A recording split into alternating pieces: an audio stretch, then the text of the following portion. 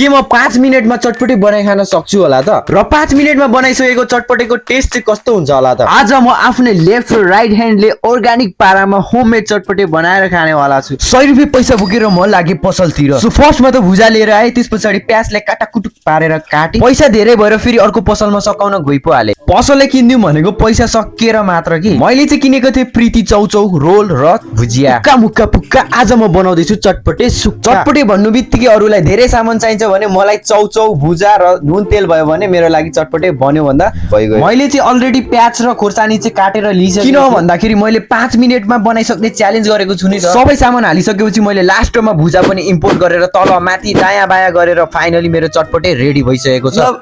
वो अलग ही लेवल का बंदा था। त्यस पछाडि मैले बनाए रेडीमेड स्पुन मेरो चटपटेले 10 मा कति रेट चाहिँ पाउला खाली पेटमा त जे कुरा पनि मिठै हुन्छ र तपाईहरुले चाहिँ कति मिनेटमा बनाइ खान सक्नुहुन्छ कमेन्ट गर्नु होला है त एन्ड बाइ बाइ।